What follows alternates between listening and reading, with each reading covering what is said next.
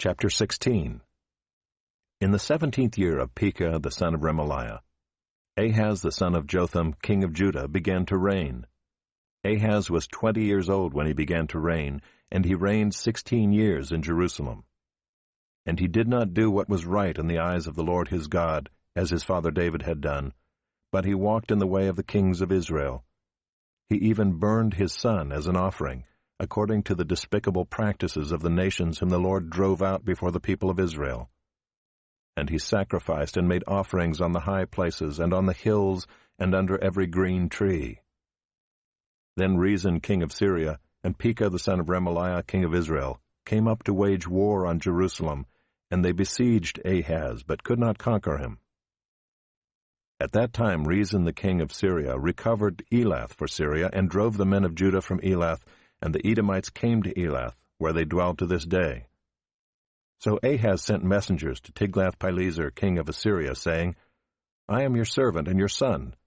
Come up and rescue me from the hand of the king of Syria and from the hand of the king of Israel, who are attacking me.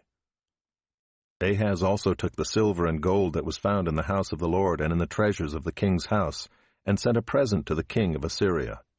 And the king of Assyria listened to him. The king of Assyria marched up against Damascus and took it, carrying its people captive to Kir, and he killed Rezin. When King Ahaz went to Damascus to meet Tiglath-Pileser king of Assyria, he saw the altar that was at Damascus. And King Ahaz sent to Uriah the priest a model of the altar and its pattern, exact in all its details. And Uriah the priest built the altar in accordance with all that King Ahaz had sent from Damascus. So Uriah the priest made it, before King Ahaz arrived from Damascus. And when the king came from Damascus, the king viewed the altar. Then the king drew near to the altar and went up on it, and burned his burnt offering and his grain offering, and poured his drink offering, and threw the blood of his peace offerings on the altar.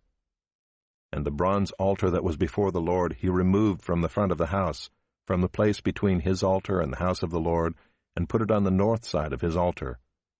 And King Ahaz commanded Uriah the priest, saying, On the great altar burn the morning burnt offering and the evening grain offering, and the king's burnt offering and his grain offering, with the burnt offering of all the people of the land, and their grain offering and their drink offering. And throw on it all the blood of the burnt offering and all the blood of the sacrifice. But the bronze altar shall be for me to inquire by. Uriah the priest did all this, as King Ahaz commanded.